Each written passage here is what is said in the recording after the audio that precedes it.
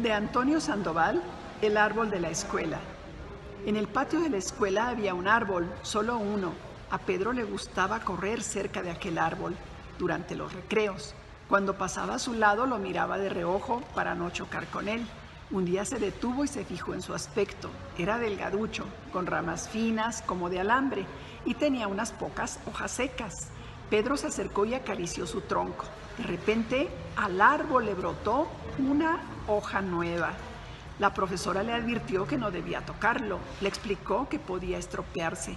Pero desde aquel momento Pedro no pudo dejar de pensar en el árbol. 2 días después lo regó y al árbol le salieron varias hojas más. 3 días después lo abrazó y al árbol le brotó una rama nueva. La profesora regañó a Pedro. Le explicó que aquel árbol llevaba mucho tiempo viviendo allí, tranquilo, sin que nadie lo molestara, y que era mejor que siguiera siendo así. Por la tarde, alguien puso una valla redonda y metálica alrededor del árbol con la intención de protegerlo. A la semana siguiente, Pedro trepó a las ramas más altas. La profesora tuvo que subirse a una escalera para ayudarle a bajar, porque el árbol había crecido mucho.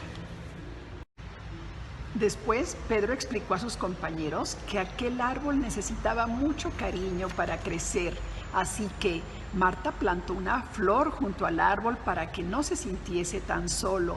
Luis colgó de una de sus ramas una casita de pájaros para que los petirrojos lo alegraran con sus trinos. Sofía le leyó un poema que había escrito especialmente para él. Todos aplaudieron cuando terminó de leerlo. La profesora también. Aquella tarde, la profesora quitó la valla y colgó un columpio de la rama más fuerte para que el árbol pudiese jugar aún más con los niños y niñas. Días después, unos científicos llamados botánicos vinieron a ver el árbol. Les asombró que hubiese crecido tanto en tan poco tiempo.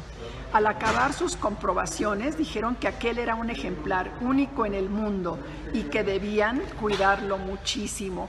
Pedro y sus amigos construyeron una gran cabaña entre sus ramas. Entonces a la profesora se le ocurrió que aquella cabaña era un lugar estupendo para leer, así que trasladaron hasta allí la biblioteca.